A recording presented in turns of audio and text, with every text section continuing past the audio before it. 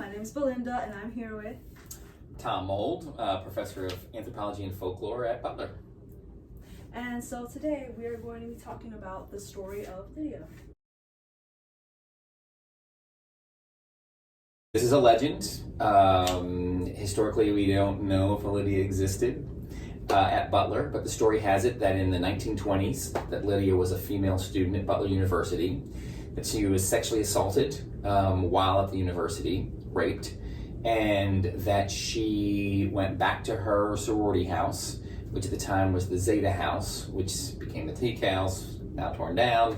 She went back to her sorority house, and in some versions was so distraught she went upstairs and immediately hung herself. In more recent versions, went and got home and looked for sorority sisters to kind of talk to and confide in, and didn't find anybody, but ultimately same fate, hung herself from the rafters, and legend has it that Lydia's ghost continues to haunt. Initially it was that house. When that house got torn down, even before it got torn down, there were sightings and concerns that Lydia had haunted the house across the street, the Alpha Chi Omega house. And still to this day, people in the Alpha Chi Omega house still talk about the ghost of Lydia and the things that she does around the house.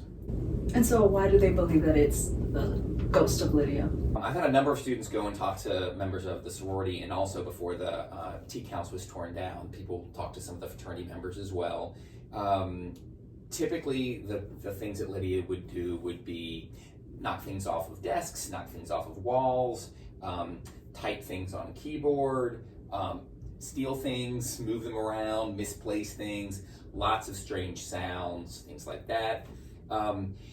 Most of the people describe her as being not malicious. She's not evil. She's not out to get anybody. But still, having those things get knocked off your, it's eerie. It's creepy. And so some folks say that it's room 1 in Alpha Chi Omega House. That that's where Lydia does most of her work. And so some young women are like, absolutely not. I'm not staying there.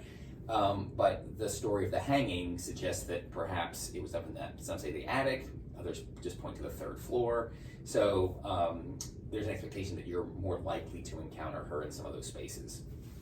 I think what's interesting is what seems to be going on is that Lydia, in all of these kinds of small little things, is that Lydia seems to be saying, don't forget about me, remember me.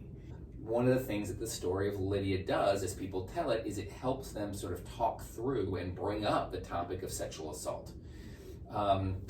And the kind of ongoing problems that it brings, right? I mean, what do ghosts do? They haunt you, and sometimes they haunt you for the rest of your life. What can sexual assault do? It can do the same. So, the story of Lydia about the sexual assault is really a metaphor, I think, in many cases, for the kind of haunting and the psychological stress, etc., that a sexual assault can bring. It's also a ghost story. You'd be hard-pressed to find an Alpha Chi Omega that hasn't at some point heard the story of the ghost of Lydia. I would like to think that the reason that people are telling it is not just because it's a scary ghost story, right? That's whether it's conscious or unconscious or subconscious, that people are sort of responding to this idea of the sexual assault part of the Lydia ghost story.